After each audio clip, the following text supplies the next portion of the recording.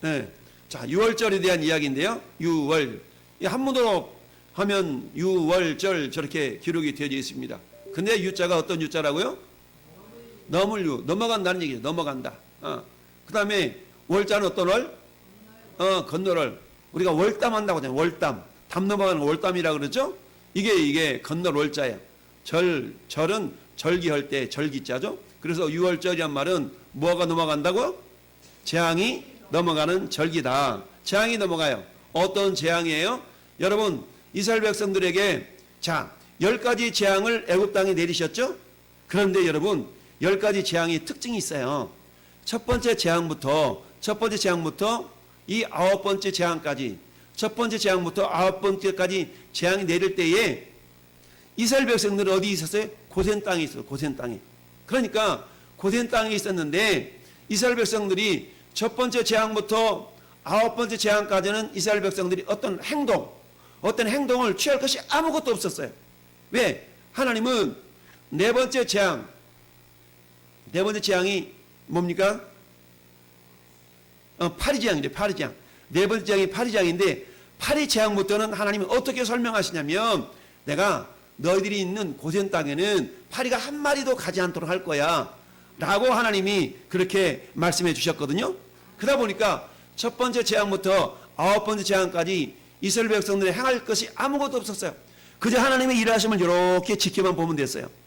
야, 그래서 애굽의 온 땅에 파리가 득실거리는데 이스라엘 백성들이 있는 그 고센 땅 안에 파리 한 마리도 없네? 할렐루야. 이 애굽 땅에는 막 우박이 내려요. 깜깜한 흑암이 있어요. 전염병이 돌아요. 그런데 이스라엘 백성들이 있는 고센 땅에 가만히 아무 일도 안 일어나요? 그러니까 첫 번째 재앙부터 9번째 재앙까지 이스라엘 백성들이 어떤 행동을 취할 것이 아무것도 없었어요. 그저 하나님의 행하심에 대해서 주님의 높고 위대하심을 내 영혼이 찬양하네. 이것만 하면 됐어요. 그런데 여러분, 10번째 재앙이 어떤 재앙이에요? 장자를 죽이는 재앙. 여러분, 짐승의 첫 새끼로부터 사람의 장자, 사람의 처음 난 장자 이르기까지 전부 다 처음 난 것을 다 치는 재앙이 있었어요. 그런데 이 재앙에서 지난 9번째 재앙까지는 이 이스라엘 백성들이 아무 일도 안 해도 됐어요. 그런데 10번째 재앙은 우리 하나님이 너희들은 세 가지를 해라. 몇 가지라고요? 세 가지를 하라라고 주님이 명령하셨습니다. 여러분, 성경은 누구에 대한 이야기라고 그랬어요? 예수님에 대한 이야기. 예수님에 대한 이야기인데, 자, 이스라엘 백성들에게 오늘 1절, 2절은 이렇게 말씀하셔요. 이 달을 너희에게 달의 시작 곧 해의 첫 달이 되게 하라 라고 말씀하셨죠? 첫 달. 이스라엘 나라에는 달력이 3개라고 그랬어요. 우리처럼 쓰는 양력 달력이 있고요. 우리도 음력을 쓰잖아요. 음력 쓰죠? 그런 것처럼 그들이 쓰는 상용력이라는 그런 달력이 있어요. 그 다음에 세 번째는 오늘 12장 2절에 말씀하고 있는 그런 따릅시다. 종교력. 하나님이 새롭게 달력을 하나 만들어 주셨어요. 그 첫째 원년이 너희를 이집트 땅에서 구원한 이 유월절 절기를 첫 달로 해라. 유월절 절기를 첫 달로 시작해라 라고 하면서 하나님께서 이 달력을 만들어 주셨어요. 그러면서 이 달력을 처음 시작일이 뭐라고 말씀하고 있냐면 따라합시다. 아빕월. 아비벌. 이 아비벌인데 이 아비벌이라는 말은 가나안식의 이름인데 나중에 이것이 니산월이라는 이름으로 바뀌게 돼요. 왜냐하면 나중에 이스라엘 백성들이 저 바벨론으로 포로로 끌려가잖아요. 그래서 포로로 끌려갔음에도 불구하고 그곳에서도 그들이 마음껏 유월절 절기를 못 지키잖아요. 포로니까. 그래도 달력만큼은 그들이 사용을 하게 되는데 그래서 이 달력 첫 달을 뭐라고 하면 니산월이라고 합니다. 그래서 처음에는 아비벌이라고 했지만 나중에는 니산월로 바뀌게 되어지는데 어찌하든 이달 14일을 유월절, 15일부터 일주일 동안을 무교절, 그리고 무교절 기간 동안에 안식 후 첫날, 안식일 다음 날을 초실절이라고 해서 자, 이스라엘 백성들에게 주신 하나님의 7가지 절기가 세 묶음으로 이루어졌어요. 첫 번째 묶음은 유월절을 중심으로 한 봄에 지키는 절기. 두 번째 절기는 여름에 지키는 절기. 이게 맥주절이에요. 그 다음에 가을에 지키는 절기. 이게 나팔절과 속죄절과 장막절. 이 7가지 절기가 크게 세 부분으로 나눠져 있는데 그 가운데 중심이 어디예요? 중심이 칠칠절 또는 맥주절이라는 겁니다. 그래서 7월 1일 날이 우리들이 다다음 주죠. 7월 1일 날 첫 주일에 7월 첫 주일에 우리가 맥주절로 지키는 거예요. 그 맥주절은 다른 말로 말하면 오순절이라고도 얘기합니다. 그래서 이 오순절을 중심으로 해서 앞에 세 절기, 오순절을 뒤로 해서 세 절기. 그런데 자, 우리가 네 절기는 예수님이 이미 이루셨어요. 오순절날 예수님이 저 하늘나라에 올라가신 이후에 성령님을 보내셨잖아요. 그래서 네 절기는 이미 예수님이 다 이루셨지만 앞으로 이루어질 절기가 남아있는데 어떤 절기? 나팔절과 속죄절과 그 다음에 장막절이 남아있어요. 그러면 나팔절은 어떤 의미가 있냐면 예수님이 이 땅에 재림하셔요. 재림. 다시 오신다고요. 할렐루야. 다시 오시는데 예수님이 이 땅에 두 번 오신다고 그랬잖아요. 이미 2000년 전에 오셨어요. 예수님의 초림은 구원을 위한 죄인들을 구원하시기 위한 그런 어린 양으로 오셨어요. 두 번째 예수님이 다시 오셔요. 다시 오실 때는 따라합시다. 심판주로 오신다. 심판주로 오셔서 당신의 거룩한 백성들을 공중으로 이렇게 데려가시기 위하여 오셔요. 그래서 이 나팔절날 오시고 그 다음에 속죄절날 휴거가 일어나요. 휴거. 당신의 거룩한 신부들을 이렇게 데리고 올라가시는 그런 날이 있고요. 그 다음에 나팔절날은 우리가 천년왕국이 이루어지는 새하늘과 새 땅에서 천년왕국을 누리는 그런 절기를 장막절이라고 표현합니다. 자, 이런 의미를 여러분들이 기억하면서 예수님은 어떤 분이라고요? 하나님의 어린 양이시다. 할렐루야. 따라서 예수님은 하나님의 어린 양. 예수님은 하나님의 어린 양이세요. 사도 요한이가 요한복음 1장 29절에 고백한 것처럼 보라 세상 죄를 지고 가는 하나님의 어린 양이로다 라고 말씀하고 있습니다. 그러면 예수님이 이 땅에 오셔서 어린 양으로서 행하신 일이 뭐냐? 많이 있지만 우리는 크게 세 가지를 생각해 볼 수가 있습니다. 첫 번째, 따라서 우리의 죄를 담당하셨습니다. 우리 죄를 담당하셨어요. 여러분 이사야 53편 6절 여러분들 많이 다 외우고 계시죠? 우리의 모두의 죄악을 그에게 뭐 했다? 담당시키셨도다. 따라합시다. 담당시키셨도다. 내 죄를 내가 짊어져야 되는데 예수님 대신 짊어지신 거야. 이게 담당의 은혜죠. 여러분 예수님이 어린 양으로 오셔서 내가 내 죄 때문에 내가 죽어야 되는데 양이 내 대신 죽은 거예요. 오늘 장자를 죽이는 재앙에 이 애굽에 있는 모든 장자를 다 죽이는데 짐승들도 첫 새끼를 죽이는데 그런데 이스라엘 백성들에게도 예외가 없이 이스라엘 백성들의 장자도 죽일 수밖에 없는 그런 상황인 거예요. 그런데 왜 그럴까요? 이들이 430년 동안 뭐 했어요? 애굽에서 종살이 했지만 애굽의 문화에 젖어 있었거든요. 애굽이 섬기는 그런 우상을 이스라엘 백성들과 같이 섬겼거든요. 그러다 보니까 어때요? 이제는 이스라엘 백성들에게 새로운 달력을 말씀하시면서 이제는 어때요? 이전 그것은 끊어야 돼. 끊기 위해서는 어떻게 됩니까? 이들의 장조도 죽여야 돼. 그러나 하나님은 은혜로우시기 때문에 이들의 장자를 죽지 않도록 하는 길을 열어놓으셨는데 할렐루야. 그 길이 오늘 유월절이에요. 그래서 유월절 절기에 우리 하나님께서 뭐하라고 하셨어요? 자, 2절 말씀 보니까 예수님이 흘리신 피는 영원한 속죄의 능력입니다. 할렐루야. 우리의 죄를 담당하신 예수님. 그런데 예수님이 흘리신 피는 우리의 모든 영원한 죄를 영원히 속죄, 영원한 속죄, 따라서 영원한 속죄를 이루사. 그렇습니다. 예수님의 피는 영원한 속죄를 이루사 단번에 성소에 들어가셨느니라. 아멘. 예수님이 흘리신 피는 어때요? 우리를 모든 죄, 영원한 죄, 우리의 모든 죄를 영원히 깨끗이 하실 수 있는 그런 능력이 있습니다. 할렐루야. 예수님의 피는 고백하세요. 예수님의 피는 영원한 속죄의 능력입니다.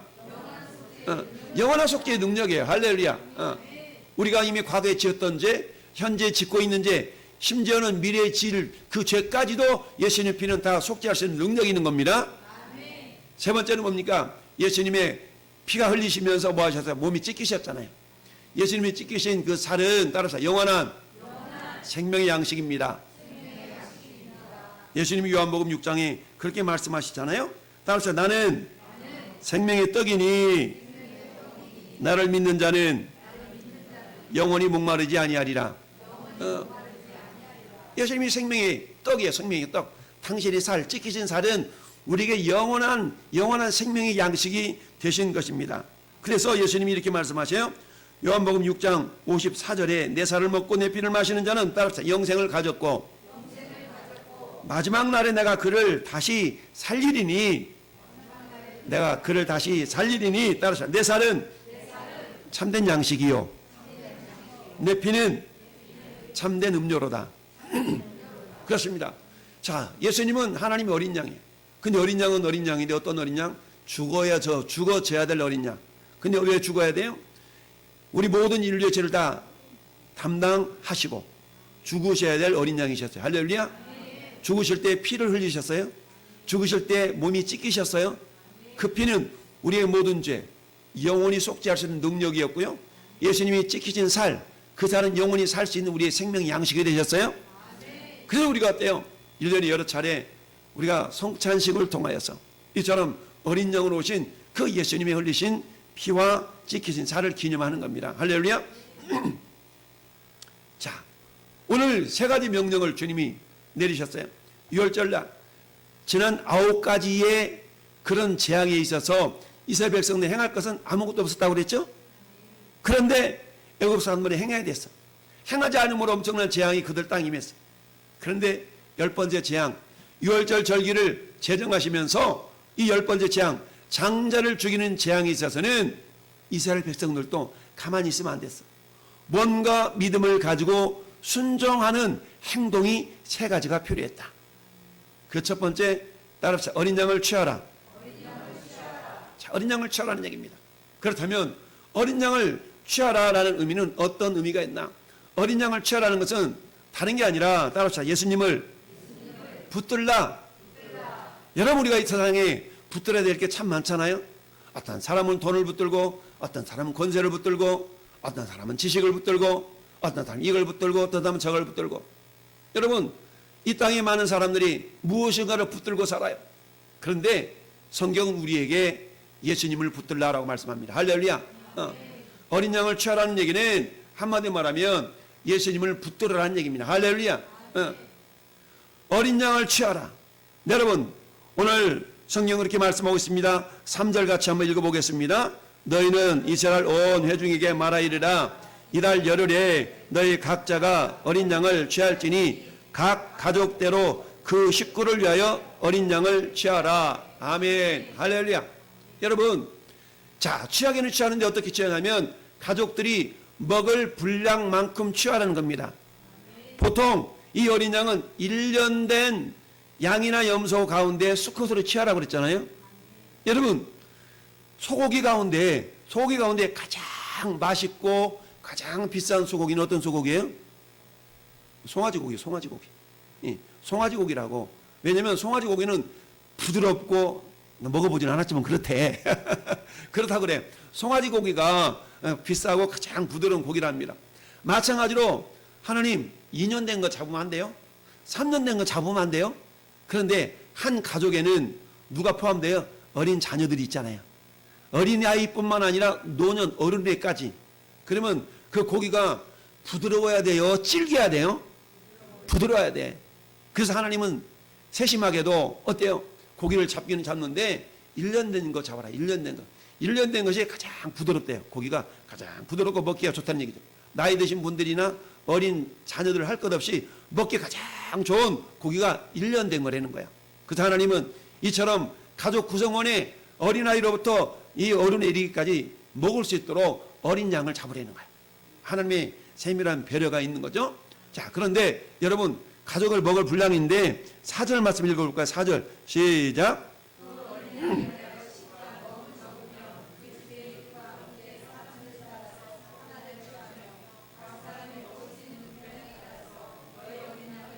아멘. 보통 1년 된 어린 양은 고기를 치면 몇 명이 먹을 수 있냐면 10명이 먹을 수 있답니다. 양이 10명 정도 먹을 수 있는 분량이 나온대요. 어린 양 1년 된 걸 잡으면 그러면 우리 집에 식구가 4명이야. 그러면 한 마리 잡아야 못 잡아요? 한 마리 잡으면 남죠. 그러면 어때? 이웃집과 이렇게 어우러져 가지고 양을 잡는 거예요. 그렇게 해서 양 한 마리 잡는데 10만 원이다. 근데 10명이 먹을 수 있다고 그랬잖아요. 그러면 1인당 10,000원꼴이 되는 거잖아요. 그 10만 원을 내가 한 마리를 잡는 거예요. 그 잡아서 어때요? 고기 너는 4인분, 우리는 6인분 이렇게 해가지고 한 마리를 잡아서 어떻게 한 사람도 남김없이 다 먹을 수 있도록.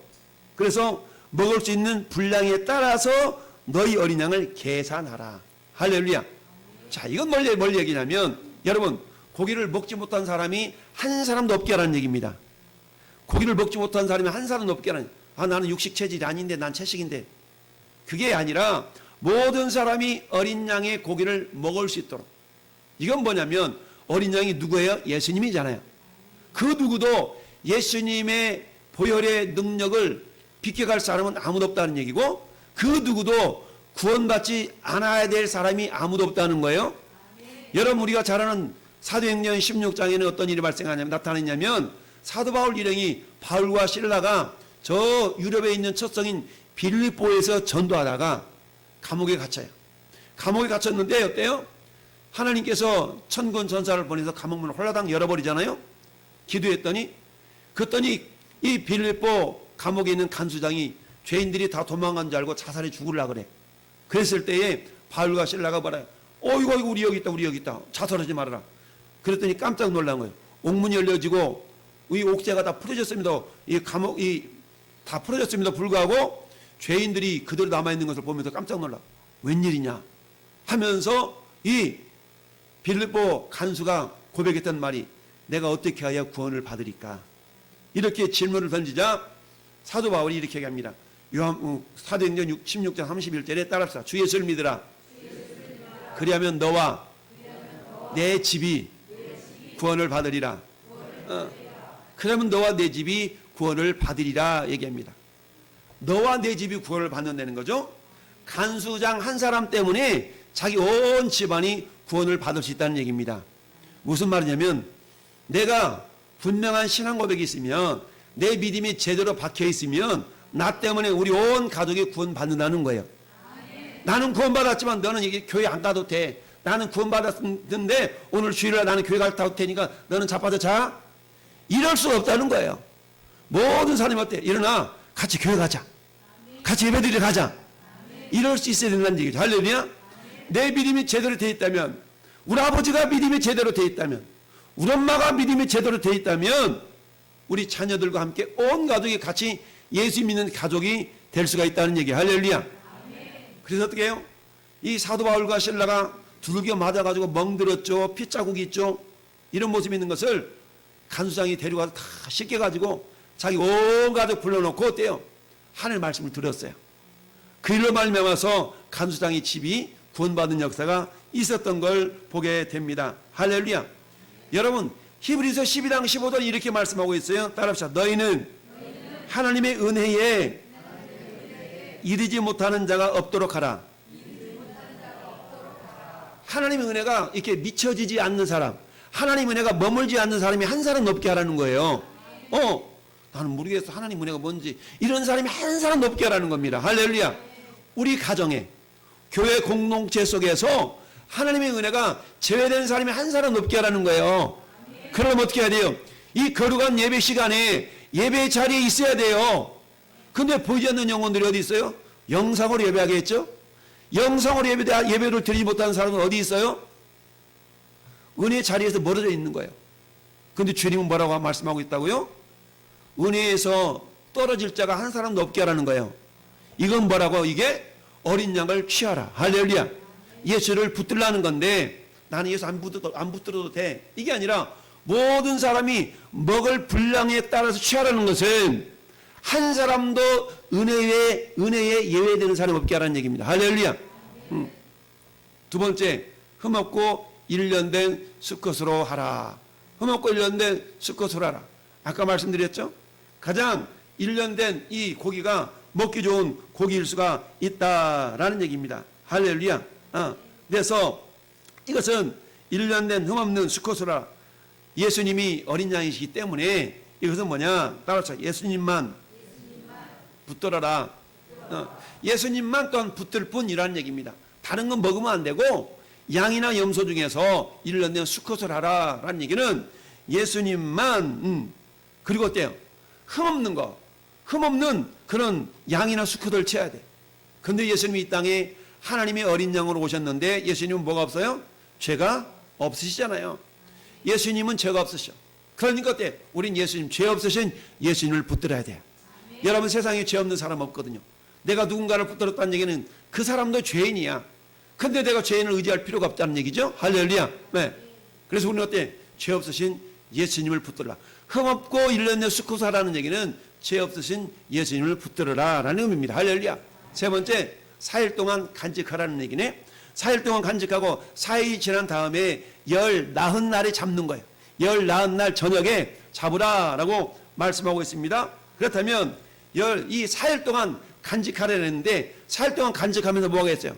여러분, 1월 11일 날 이달 열흘에 이 양이나 염소를 준비하는 거예요.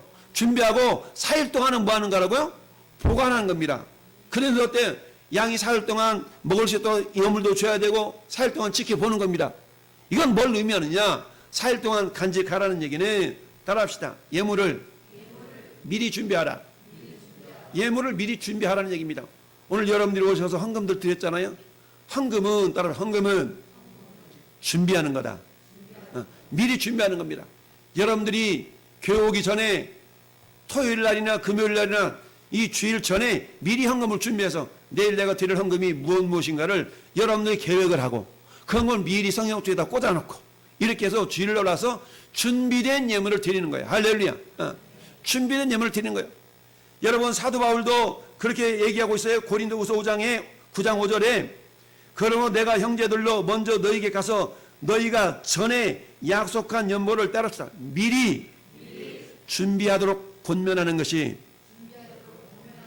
필요한 줄로 생각했다. 그러니까 미리 연보를 준비하라고 얘기하라고. 미리 연보를 준비하라고 내가 얘기할 것이 필요하다고 생각했어. 라고 얘기하는 겁니다. 이처럼 전에 여러분들은 어때요? 미리 준비하는 겁니다. 연보만 준비하는 것이 아니라 뭐 또 준비하는 거요? 성경책도 준비하고 또 뭐 또 준비해요? 내가 면필을 필기할 수 있는 면필도 준비하고 또 뭐 또 준비해요? 내 마음가짐도 준비하는 거예요. 또 뭐 또 준비해요? 내가 전도할 사람이 있으면 그 사람과 미리 연락해서 내일 몇 시 만납시다. 이런 것들 모든 것들이 미리 준비가 되어지는 얘기입니다. 할렐루야. 예. 오늘 안 보이신 분들 여러분 계시잖아요. 이 사람들 왜 안 보여요? 미리 준비가 안 되어지니까 어때요? 예배의 자리에 나올 수 없는 겁니다. 이게 뭐예요? 이 사람은 어린 양을 취하지 않는 사람이죠. 6월절에 주님이 첫 번째 명령, 어린 양을 취하라. 어린 양을 취하라는 것은 예수님을 붙들라는 얘기인데, 할렐루야. 근데 이 시간 예배 자리에 없는 사람들은 예수님을 붙들지 않는 사람이에요. 성경은 예수님을 붙들어야만이 재앙이 넘어가요. 예수님을 붙들어야만이 저주가 넘어가요. 그런데 이 시간 내가 예수를 붙들지 않고 있다는 얘기는 뭐예요? 6월절 주님이 절기를 이렇게 지키라고 명령하신 까닭은 재앙이 넘어가리라, 저주가 넘어가리라, 심판이 넘어가리라 했는데 여기에 대해서 지난 9번까지의 재앙은 이스라엘 백성들이 아무것도 할 일이 없어요. 그러나 10번째 재앙이 있어서 주님이 명령하신 이 세 가지만큼은 믿음을 가지고 겸손하게 순종해야만이 그들에게 재앙과 저주가 넘어갈 수가 있다는 얘기입니다. 이 영적인 원리는 오늘날에도 마찬가지입니다. 여러분, 오늘 예수님이 우리 모든 죄를 다 담당하시고 피를 흘리시고 살을 찢기셨어요. 우리는 예수님의 피를 마시고 살을 먹는 자들이 되어야 됩니다. 할렐루야. 이 두 가지 모습은 예수님의 피를 마신다는 얘기는 주님의 은혜를 기억하는 겁니다. 할렐루야. 주님의 은혜를 잊지 않는 겁니다. 할렐루야. 두 번째, 예수님의 살을 먹는다는 것은 내가 은혜 받은 자로서 그렇다면 내가 이렇게 살아가야지라고 겸손히 말씀을 순종하며 살아가는 삶이 있어야 된다는 얘기예요. 할렐루야. 여러분, 많은 세상 사람들이 우리 예수 믿는 사람들을 욕할 때 왜 욕해요? 입만 살았다고 그러잖아요. 입만 살았다고. 무슨 말입니까? 은혜는 알아. 은혜 받았어 라고 말은 하는데 액션이 없는 거야. 행동이 없는 겁니다. 이래가지고서는 어때요? 6월절 절기를 지키는 자가 아니에요. 물론 오늘날 우리는 양의 피를 발라서 6월절 절기를 지키지는 않습니다. 그러나 여러분, 그런 영적인 원리는 뭐라고 그랬어요? 주님이 내 죄를 담당하시고 나를 구원하셨음에 대한 은혜, 이 은혜를 잊지 않는 겁니다. 할렐루야. 예수님이 이 땅에 어린 양으로 오셨는데 요한복음 1장은 이렇게 말씀합니다. 예수님, 이 땅에 오신 예수님을 보니 독생자의 영광이요, 따라합시다, 은혜와 진리가 충만하더라. 예수님의 피는 은혜의 상징이에요. 예수님의 살은 진리의 상징이에요. 예수님이 이 땅에 오셨는데 우리 모든 죄를 담당하시기 위하여 오셨는데 죄를 담당하시고 십자가에서 피 흘려 죽으셨어요. 살이 찢기셨어요. 그런데 우리는 어때요? 예수님이 뭐라고 말씀하세요? 내 피를 마시고 내 살을 먹으라라고 말씀하세요. 내 피를 마신다는 얘기는 예수님 내 죄를 담당시키셨도다. 담당의 은혜를 기억하라는 얘기입니다. 내가 잘나서 구원받은 것이 아니라 예수님이 내 죄를 담당하셨기 때문에 그 은혜로 내가 구원받았음을 잊지 말라는 얘기입니다. 그렇다면 그 은혜를 받은 자인 내가 이제는 어때요? 주님의 보혈만을 의지하는 것이 아니라 주님의 살을 먹는 자가 되어야 된다. 할렐루야. 주님의 살을 먹는다는 얘기는 나를 사랑하사 이 땅에 독생자를 보내주신 그 아버지 하나님의 사랑을 기억하면서 나도 주님을 사랑하리라. 요한복음 14장 21절 펴보실까요? 요한복음 14장 21절. 요한복음 14장 21절. 요한복음 14장 21절. 못 피신 분들은 들으시고 피신 분들은 아멘. 두 사람 세 사람 합독합시다. 시작.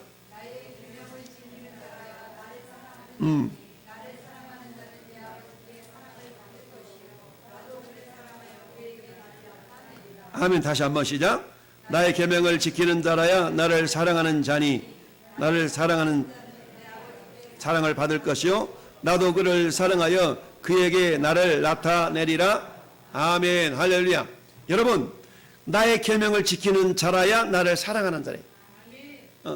우리 주님 우리를 사랑하셔서 독생자 예수 그리스도 이 땅에 보내시고 우리 모든 죄를 다 담당시키시고 십자가 못 박혀 죽으셨어요. 우리는 그 주님의 사랑을 오직 주의 사랑에 매여. 야, 우리 주님의 사랑에 매인 삶을 살아가는 모습들이 성도의 삶이거든요. 그러면 주님이 이 땅에 피를 흘리시고 살을 찢기셨는데 우리 예수님이 요한복음 6장에 내 피를 마시고 내 살을 먹는 자마다 영생을 얻었다. 할렐루야. 우리는 주님의 보혈을 의지하지만 그러나 예수님의 살은 먹으려 하지 않아요. 예수님의 살을 먹는다는 얘기는 내가 따릅시다. 진리로 행한다는 얘기입니다. 할렐루야. 지난 9번까지 재앙이 이스라엘 백성들이 임하지 않았어요. 하나님 막아주셔서 이건 전적인 은혜예요. 할렐루야. 근데 10번째 재앙은 내가 뭐 해야 된다고? 액션. 내가 뭔가 행동을 취해야 된다고요. 이게 뭐예요? 이게 진리란 말이에요. 할렐루야. 그래서 우리를 구원하시면은 하나님의 은혜와 진리가 같이 포함되게 돼 있어요. 10번째 재앙인 유월절 절기를 통하여 하나님 우리에게 요구하시는 거 있네요. 첫 번째는 뭐 하라고요? 어린 양을 취하라. 어린 양을 취하는 거 다른 거 다 까먹어도 괜찮아. 첫 번째는 뭐라고요? 이건 어떤 의미가 예수님을 붙들라는 얘기입니다. 세상에 있는 다른 거 붙들지 말고 예수님을 붙들라. 할렐루야. 두 번째 우리에게 명하신 두 번째 명령이 있습니다. 따라합시다. 어린 양을 잡으라. 자, 보니까 어린 양을 취했는데 그 어린 양을 6절 같이 읽어볼까요? 6절 시작. 이달 열 나흔 날까지 간직하였다가 해질 때 이스라엘 회중이 그 양을 잡고 아멘. 양을 잡으려는 거죠. 여러분, 양을 잡는데 아무 때나 잡는 것이 아니라 잡아야 될 때가 있고 잡는 방법이 있어요. 할렐루야. 첫 번째, 이스라엘 회중이 잡으려는 겁니다. 따라서 이스라엘 회중이 잡으라. 잡으래. 아빠가 잡아. 나는 저 싫어. 엄마가 잡아. 나는 싫어. 그런데 회중이 잡아라는 얘기는 저 회중은 신약적인 표현으로 보면 회중은 교회라는 단어예요. 교회라는 단어의 구약적인 단어가 회중이에요. 자, 그런데 신약적인 의미로 교회는 에클레시아라는 뜻인데요. 구약적인 단어는 카라라는 단어인데 이것은 세상으로부터 이렇게 하나님 안으로 불러들였다라는 의미가 있어요. 아무튼 이스라엘 회중이 잡으라. 교회가 잡으라라는 얘기입니다. 그러면 내가 교회고 여러분이 교회잖아요. 그러면 교회가 잡으라는 얘기는 나는 빠져도 돼요? 안 돼요? 내가 빠지면 안 돼요. 나도 손가락을 얹으라는 얘기입니다. 나도 손을 얹으라는 얘기예요. 할렐루야. 무슨 말이냐면 자, 어린 양을 잡는 데 있어서 비록 나는 빠져 있지만 내가 잡는 것 같은 마음으로 우리 아버지가 잡도록 옆에서 격려해주고 지지해주고 도와주고 이래라는 거예요. 여러분, 양 한 마리 잡는데 10명이 달라져서 잡을 수가 없잖아요. 그렇지만 어때요? 나는 옆에서 대야를 갖다가 양의 피를 따라내는데 내가 대야를 준비하는 겁니다. 나는 칼을 갖다 줍니다. 어떤 사람은 양 껍질을 벗기는데 옆에서 거들어 줍니다. 이렇게 해서 모든 사람들이 참여하라는 얘기예요. 할렐루야. 이스라엘 회중이 잡으라는 얘기는 모든 사람들이 참여하라는 얘기죠. 왜냐하면 교회라는 공동체는 소수의 몇 사람만이 독불 장문처럼 소수의 몇 사람만이 이루어지는 것이 교회가 아니라 모든 사람이 한 사람도 예외 없이, 따라합시다. 한 사람도 예외 없이 참여하는 겁니다. 할렐루야. 그래서 어떻게 해요? 사도 바울은 에베소서 2장 21절 22절에 이렇게 말씀하고 있습니다. 그 안에서 건물마다 서로 연결하여 주 안에서 성전이 되어가고 너희도 성령 안에서 하나님의 거하실 처소가 되기 위하여 그리스도 예수 안에서, 따라합시다. 함께 지어져 가느니라. 내가 빠지면 함께가 안 되잖아요. 내가 같이 함께, 내가 포함되어야만 함께가 되잖아요. 교회라는 공동체는 건물이 아니라고 그랬죠? 사람인데 나는 괜찮겠지, 나는 난 사람쯤이야, 이게 아니라 함께 지어져 가는 겁니다. 할렐루야. 그래서 어때요? 이스라엘 회중이 잡으라는 얘기는 그 한 사람도 예외가 없다는 얘기예요. 뒷전에 물러서지 말고 각 사람이 맡겨진 그 사명, 그 일들을 충실하게 감당해서 교회 공동체가 이루어지도록 하라는 얘기예요. 할렐루야. 그래서 히브리서 10장 24절 25절에는 이렇게 말씀하고 있습니다. 따라합시다. 서로 돌아보아 사랑과 선행을 격려하며, 그러니까 서로 돌아와 사랑과 선행을 격려하라는 거예요. 아우, 집사님 지난주에 너무너무 이렇게 너무 고마웠어요. 지난 토요일날 우리 목자 모임에서 우리 장로님이 빵을 사오고 커피를 사오셔서 이 목자들이 맛있게 먹었는데, 야, 커피가 우리 영실자매 그 소담? 커피숍에서 가져왔는데 이 커피 맛이 독특하더라고. 이 커피 맛이 독특하네 그랬더니 이게 카페인이 제거된 커피라는 거야. 이런 커피도 있더라고. 여러분 궁금하시면 가서 먹어보셔. 아무튼 그래 맛깔나게 이렇게 먹었는데 뭐예요? 사랑과 선행을 서로 격려해 주라는 거죠. 할렐루야. 사랑과 선행을 격려하고, 여러분 토요일마다 우리 목자들이 모여서 목자 모임하고 기도회 갖고 그리고 또 예배당 청소하고 막 이런 일 하거든요. 그래서 여러분 깨끗한 환경 가운데 여러분 예배 드리는 거예요. 할렐루야. 이런 모습들 이거 뭐 하는 거야? 그러면서 사랑과 선행을 서로 격려하고, 그 다음 구절이 중요해요. 따라합시다. 모이기를 피하는 어떤 사람들의 습관과 같이 하지 말라. 동조하지, 부정적인 것에 동조하지 말라는 거죠. 긍정적인 일에는 동조하고 믿음의 일에는 동조하지만 부정적인 일에는 동조하지 말래요. 꼭 교회 가야 돼? 글쎄 말이 좀 그렇지? 그러지 말라는 거예요. 꼭 교회 가야 되고, 그럼 가야지. 안 가려고 그랬어? 할렐루야. 오늘 주일인데 몸이 찌뿌둥해가지고 오늘 하루 쉬어야 될까봐. 그지? 그래, 푹 쉬어. 나 갔다 올게. 그러지 말라는 거지. 뭔 소리야. 빨리 일어나. 가면 나아. 가면 치료가 돼. 가면 힘이 나. 할렐루야. 이렇게 해서 사랑과 선행을 서로 격려하며, 할렐루야. 모이기를 피하는 어떤 사람의 습관과 같이 하지 말래.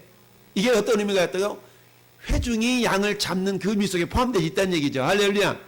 두 번째, 양을 잡았는데 자꾸 땡이 아니고 거기서 나오는 피를 어떻게 하라고요? 우리 주보 있잖아요. 주보 그 표지 보세요. 주보 그 표지. 주보 그 표지 보세요. 그 표지 뭐가 있어요? 지금 뭐 하고 있어요? 피를 바르고 있죠. 양쪽 기둥과 위쪽을 인방이라 그러고 왼쪽 오른쪽을 설주라고 그래. 옛날에는 이 문 열고 들어가면 자기 집 아닌 거 옛날에는 이랬어. 그래서 어때요?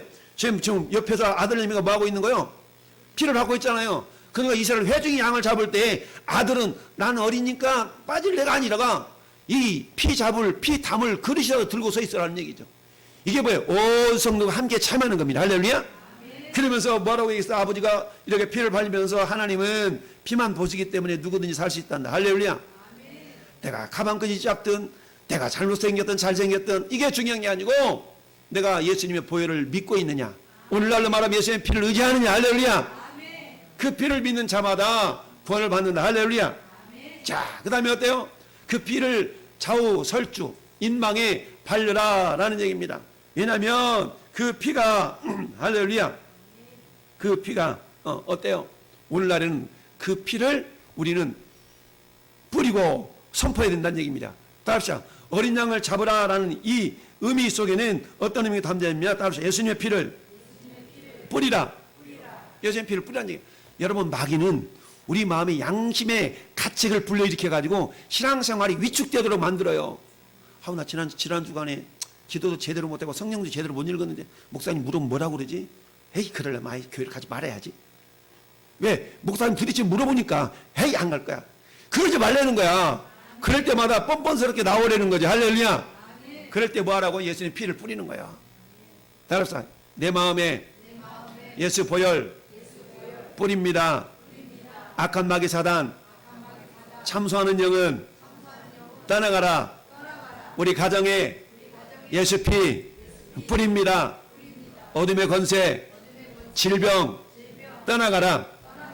이게 뭐라고요? 어린 양을 잡는다라는 개념 속에 담겨져 있는 의미예요. 할렐루야. 따라서 어린 양을 잡으라는 얘기는 잡으면 뭐가 나와요? 피가 나오잖아요. 이 어린 양을 잡으면 피가 나오는데, 어린 양을 잡는데 온 회중이 예수님의 보혈이 필요 없는 사람 없어요. 할렐루야. 모든 사람이 예수님의 피가 필요합니다. 할렐루야. 그래서 히브리서 10장 19절에 예수의 피를 힘입어 성소에 들어갈 담력을 얻었다. 여러분, 예배당에 나올 때 뭔가 마음에 깨림직하고 교회 나오기에 주저주저 쭈삣쭈삣하면 주님의 피를 뿌리라는 얘기입니다. 그럴 때 담대하게 나올 수 있다는 거예요. 할렐루야. 아침에 일어났는데 부부싸움을 했어. 자식하고 싸웠어. 외상과 갚으라고 전화를 받았어. 그런 마음이 좀 찜해가지고 나오기를 거절하는데 그럴 때마다 주님의 보혈을 뿌리라는 거예요. 예수의 피 뿌리노라. 할렐루야. 내 마음을 참선한 악한 영 떠나갈지어다. 내 마음의 근심아 떠나가라. 예수님의 보혈을. 성경 그렇게 말씀해요. 히브리서 10장 19절에 예수의 피를 힘입어 성소에 들어갈 담력을 얻었나니. 할렐루야. 예배당에 나오는데 담력이 나올 수 있다는 얘기야. 할렐루야. 뭐 때문에? 예수님의 피 때문에. 할렐루야. 그리고 어때? 그 집에 예수님의 피를 바른 집안에 들어가 있으라는 얘기입니다. 피를 바르고 밖에 나가면 죽어. 피를 바르고 안에 있어야 돼. 그 안에 있으라는 얘기는 뭐요? 그것은 믿음으로 유월절과 피 뿌리는 예식을 정하였으니 이는 장자를 멸하는 자들로 그들을 건드리지 않게 하라는 것이라. 무슨 말입니까? 우리가 살면서 예수님의 보혈을 절대적으로 의지하고 붙들라는 얘기입니다.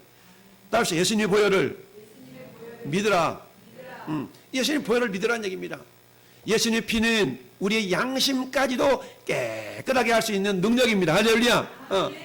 예수님의 보혈을 믿고 의지하고 예수님의 피를 이렇게 예수님 피 여기 계셔요. 나 갈게요. 그러지 말라는 얘기입니다. 내가 예수님 안에, 예수님이 내 안에. 할렐루야. 계시록 3장 20절 말씀처럼 예수님이 내 안에, 내가 예수님 안에 있는 것처럼 주님의 보혈을 붙들라는 얘기입니다. 할렐루야. 첫 번째로 예수님을 붙들라. 두 번째 예수님의 피를 뿌리라. 세 번째 명령이 있습니다. 세 번째 명령은 뭐예요? 따라서 어린 양을 먹으라. 자, 어린 양을 먹으라는 얘기입니다. 첫 번째, 자, 어린 양을 취하라. 어린 양을 취하라는 얘기는 뭐였어요? 예수님을 붙들라. 두 번째, 어린 양을 잡으라. 이건 뭐라고 그랬어요? 예수 피를 뿌리라. 세 번째, 어린 양을 먹으라. 할렐루야.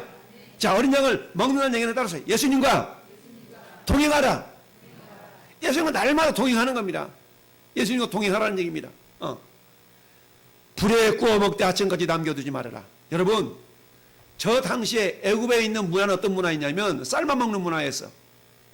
예수님이, 하나님이 양을 야 빨리 삶아가지고 먹어 이러지 않으셨어요. 왜냐하면 애굽 문화 자체가 삶아 먹는 문화였기 때문에 어린 양을 삶아 먹으면 마치 무엇과 똑같아요?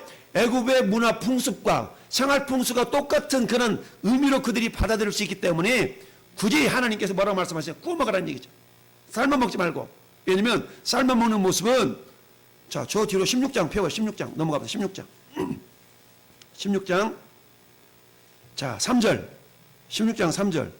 시작.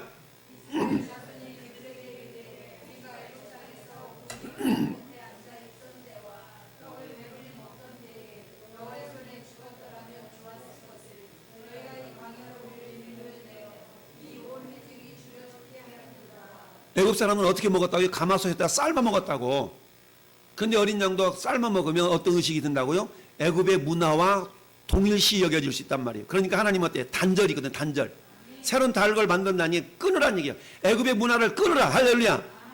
애굽의 문화를 단절시키라는 그런 의미가 있어요. 구워 먹으라는 것은 뿐만 아니라 그 지역, 그 당시의 문화는 어떤 문화냐면 또 날것으로 먹는 문화가 있어요. 생식. 오늘날 우리가 말하는 생식이 아니라 막 날고기 편일면서 먹는 거예요. 그렇게 먹는 것도 하나님께서 원치 않으셨기 때문에 구워 먹어라. 구워 먹으면 시간이 절약되거든요. 할렐루야. 그래서 구워 먹으라는 얘기는 그런 의미가 있다라는 얘기입니다. 그만큼 뭐라 하냐? 한마디로 말하면 따라서 시급하다. 긴급하다. 여러분 아브라함의 조카 롯이 저 소돔과 고모라 땅에서 구원받을 때 천사들이 얼마나 마음이 조급했으면 소돔과 고모라 땅에 있는 그 조카 롯의 손목을 이끌면서 빨리 나가 하면서 막 끄집어냈잖아요. 그래서 뭐라고 말씀합니까? 돌아보지 말고 머뭇거리지 말고 멈추지 말고 빨리 도망가. 이렇게 하면서 이 롯과 그 아내와 딸내미들을 건드는 거 아니겠어요? 근데 어때요? 뒤돌아본 롯의 마누라는 소금기둥이 되잖아. 뭐예요? 그만큼 시급해요. 뒤돌아봐를 겨를도 없이 가야 되는데 뒤돌아봐가지고 소금기둥이 되잖아. 이처럼 불에 구워 먹되 아침까지 남겨두지 마라. 여러분 아침까지 남겨두지 말라는 의미는 어떤 의미가 있냐면 그 고기가 너무 귀하기 때문에 그런 의미도 있고, 두 번째는 어떤 의미가 있냐면 나는 안 먹었는데 5인분을 가져와서 고기를, 근데 아침에 보니 고기가 좀 남았네. 왜 남았어요? 안 먹는 사람이 있기 때문에 남았다는 얘기입니다. 안 먹는 사람이 없도록 하라는 얘기죠. 안 먹는 사람이 없도록. 무슨 말입니까? 예수님의 피가 필요 없는 사람은 없다는 거예요. 모든 사람에게 예수님 피가 다 필요하다는 얘기입니다. 할렐루야. 예수님과 없이 나 혼자 살아갈 존재가 없어요. 모두가 다 예수님이 필요해. 할렐루야. 나는 나 혼자 살아갈래. 이런 인생이 있으면 안 된다는 얘기죠. 어린 양을 먹으라는 얘기 예수님이 동행하라고 그랬잖아요. 동행. 할렐루야. 예. 그래서 허리에 띠를 띠고 발에 실을 신고 손에 지팡이를 잡고 급히 먹으라. 여러분 허리에 띠를 띠고, 이 말은 에베소서 6장에 보면은 하나님의 전신갑주를 취하라 이런 말이 있어요. 하나님의 전신갑주. 그래서 하나님의 전신갑주를 취하고 진리로 무장을 해서, 진리로 무장을 해야만이 마귀의 유혹이 이길 수가 있는 겁니다. 할렐루야. 그래서 이 허리띠 띈다는 얘기는 진리 허리띠. 따라서 진리 허리띠. 어른들이 옛날에 덮어 입고 허리들 딱 이게 띄어야만이 외출할 준비가 되잖아요. 그런 것처럼 허리띠를 띈다는 얘기는 말씀으로 무장하라는 얘기입니다. 할렐루야. 따라서 말씀으로 무장하라. 손에 지팡이를 잡아라는 얘기는, 지팡이는 뭐예요? 우리의 시편 23편 4절에 주의 지팡이와 막대기가 나를 안위하시나이다 그러잖아요. 말씀의 지팡이를 부여잡고 내 앞길을 개척해 나가는 겁니다. 주의 말씀은 내 발의 등이요 내 길의 빛이니이다. 할렐루야. 이처럼 말씀과 동행하는 것은 예수님과 동행하는 거겠죠. 이처럼 우리 하나님이 9가지 재앙을 통해서 너는 가만히 지키만 봐봐 어떻게 하는가 이렇게 했지만, 10번째 재앙은 하나님이 너희가 3가지를 준비해라. 3가지 행동을 하라. 3가지 믿음의 행동을 하라. 첫 번째 어린 양을 취하라. 두 번째 어린 양을 잡으라. 세 번째 어린 양을 먹으라. 어린 양을 취하라는 것은 예수를 붙들라. 어린 양을 잡으라는 것은 예수의 피를 뿌리라. 어린 양을 먹으라는 것은 따라서 주님과 동행하라. 할렐루야. 이거거든요. 오늘 이 시대에 예수님의 보혈로 우리는 구원받았어요. 나는 구원받았으니까 땡이 아니라, 그렇다면 날마다 마귀의 참소를 이기기 위해서는 어때? 예수님의 피를 먹는 자가 돼야 돼. 예수님의 피를 먹는 자는 뭐라고요? 예수의 피를 뿌려야 됩니다. 할렐루야. 마귀가 참소할 때마다 예수의 피를 뿌려서 사단의 참소를 이기고, 내 마음에 내가 이래가지고 어떻게 신앙생활 하겠나? 이런 부정적인 생각이 들 때마다 예수의 피를 뿌려서, 할렐루야, 내 마음속에 떠오르는 부정적인 생각은 떠나갈지어다 라고 자꾸 떨쳐버리는 얘기입니다. 세 번째, 우리가 예수님의 어린 양을 먹이라. 예수님의 살을 먹는 것은 뭐예요? 날마다 주님과 동행하는 겁니다. 할렐루야. 주님과 동행하는 거야. 지팡이를 잡고 진리 허리띠를 띠고 말씀의 안내를 받으면서 우리가 주님과 동행하는, 할렐루야, 그런 믿음의 사람. 그런데 주님과 동행하는 데 있어서 아침까지 그 양의 고기를 남겨두지 말라는 얘기는 고기 안 먹은 사람이 한 사람도 없도록, 주님과 동행이 필요 없는 사람이 한 사람도 없도록, 모든 사람이 주님과 동행할 수 있도록 할렐루야 이렇게 하라라는 의미입니다. 자, 결론을 한번 같이 선포합시다. 시작.